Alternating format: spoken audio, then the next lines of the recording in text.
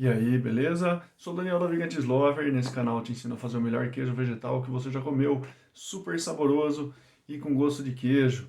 E quem que não quer fazer um queijo vegetal acertando de primeira já, sem desperdiçar ingrediente nenhum? Mas esse mundo ideal não existe. Então, de repente, a gente vai perder ingrediente sim, vai fazer alguma receita que não vai ficar boa, e isso é super normal, tá? Agora, uma coisa que dá para acontecer é minimizar esse problema. Ou seja, é possível você ter um desenvolvimento já para fazer os queijos vegetais, no qual você vai diminuir esse risco de desperdiçar ingrediente, né? Vai prezar pelo menor impacto no seu bolso, né? E também no desperdício em si, de ver ingrediente indo para o lixo. E como que isso vai acontecer é o que eu vou falar agora. Porque tem gente que ainda não faz queijo vegetal e imagina que deve ter uma saída milagrosa, né, para você fazer já e acertar de primeira.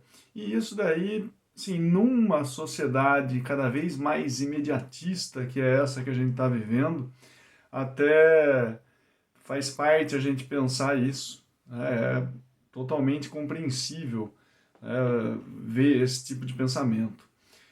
Porém, a gente está falando de desenvolver uma nova habilidade, né? Você fazer um queijo vegetal, se você já está fazendo, você já percebeu que o primeiro que você fez, ele é bem diferente desses que você tem feito por último, né? É possível você perceber uma melhora no seu desenvolvimento na cozinha, por mais que você não saiba cozinhar, fazer queijo vegetal é uma habilidade em paralelo, né? Não é pré-requisito saber cozinhar.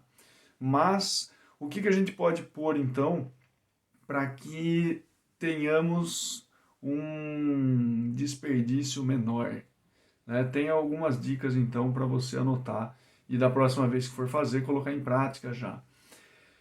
Primeira coisa é estudar, né? Se não estuda, dificilmente vai conseguir estabelecer relações entre diferentes ingredientes e principalmente pegar uma receita, dar uma lida nela e ter uma certa desconfiança que pode ser que aquilo não dê certo.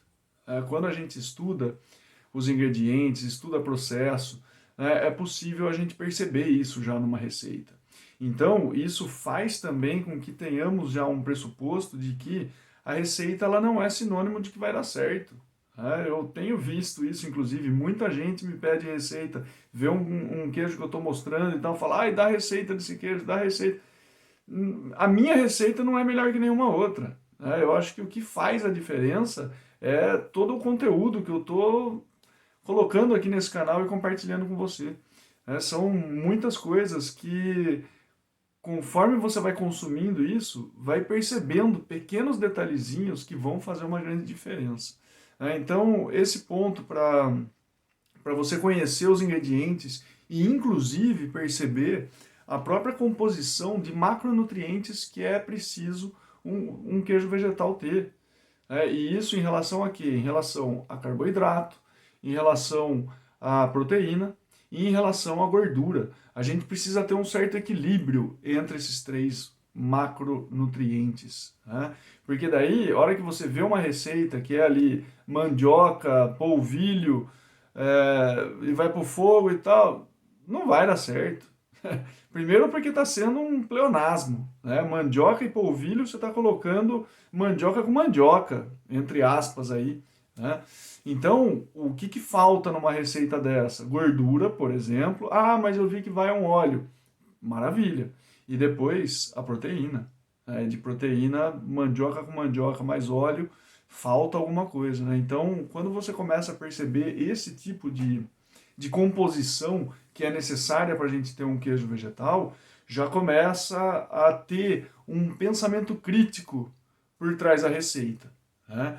Então, dito isso, qual que é o passo prático que a gente vai ter? Um deles é justamente praticar. Porque quando você pratica, você está desenvolvendo técnicas, você está executando, né, essas técnicas. Se você usa um geleficante, por exemplo, a hora que você leva isso ao fogo, tem alguns pequenos detalhes, né, que você precisa prestar atenção. Tipo, o fogo ele não pode ser fogo médio alto. Se for isso, pode quebrar a emulsão, pode não, pode formar tipo uma casquinha, né, que vai queimar rápido demais. Então precisa ter um fogo médio para baixo, né, e sempre está mexendo. Se você para de mexer em alguma área também pode criar uma casquinha que daí já deixa uma textura um pouco diferenciada e que não é a qual a gente busca. Então, você praticar isso daí sim é das melhores coisas que você pode fazer, né? Sempre que tiver a oportunidade de fazer um queijo vegetal e se manter fazendo isso, o importante é ter uma certa constância, né? Se vai ser uma vez por semana, maravilha. Se vão ser 2 vezes por semana, melhor ainda. Mas o importante é sempre estar fazendo e sempre estar testando coisa diferente, né? Para você ampliar o seu repertório técnico, vamos dizer assim. E inclusive para triturar a castanha. Se você tem um equipamento, sempre usa ele, sempre está triturando castanha, chega uma hora que você já conhece qual que é a resposta dele. Eu com o meu triturador aqui, eu com castanha de caju, por exemplo, que eu já fiz N vezes queijos vegetais com castanha de caju, eu sei exatamente qual que vai ser o comportamento dele. Então, quando algo sai dessa compreensão que eu tenho, né, do meu triturador e da resposta que ele dá com castanha de caju, eu já sei que alguma coisa está errada ali. De repente é a castanha de caju que eu comprei diferente que vai ter um comportamento diverso. E tudo bem, né, estamos sempre aprendendo com isso. Mas, em termos práticos, então, tem duas coisas para a gente notar. Primeiro em relação à textura e depois em relação ao gosto. Tá?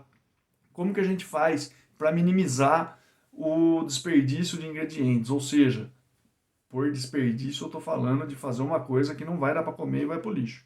Tá? Então, como que você faz para diminuir esse desperdício? Em relação à textura, se você assim não faz ideia do resultado que vai sair com aqueles ingredientes que estão sendo colocados na receita, faz meia receita. Tá? Não precisa fazer a receita inteira. Divide tudo pela metade e faz. Olha só que interessante, né?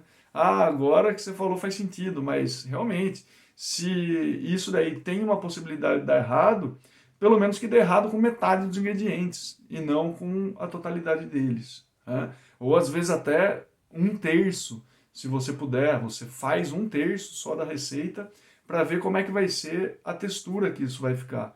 E quando você faz isso numa menor escala, né, você pode repetir isso ainda nessa escala pequena, fazendo pequenas alterações, para depois, na hora que chegar na textura que você quer, aí sim você pode ampliar isso e fazendo uma quantidade maior. E por fim, a questão do gosto. Isso daí, às vezes, aparece algum ingrediente que você não tá tão seguro assim que vai dar certo, né?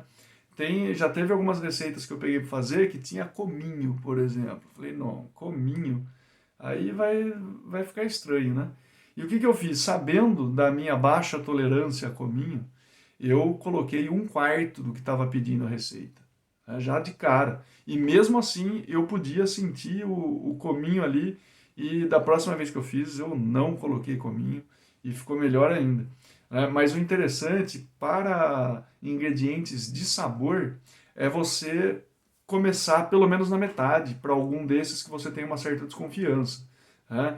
E inclusive alguns que eles estejam colocados numa quantidade elevada, coloca metade de tudo, mas sempre anotando, né, o que você está fazendo. Aí a hora que você triturou tal, sente o gosto daquilo, e aí, precisa de mais? Aí você acrescenta um pouco mais e anota o que você acrescentou, né? Mas sempre, né, nesse jogo de acrescentar e experimentar, porque aí você está podendo chegar no equilíbrio sem ter que fazer aquela receita exata de uma vez, para daí depois ver se ficou bom. Então você vai acrescentando esses ingredientes de sabor aos poucos e dentro disso acaba ficando um pouco mais fácil para você evitar o desperdício de ingredientes.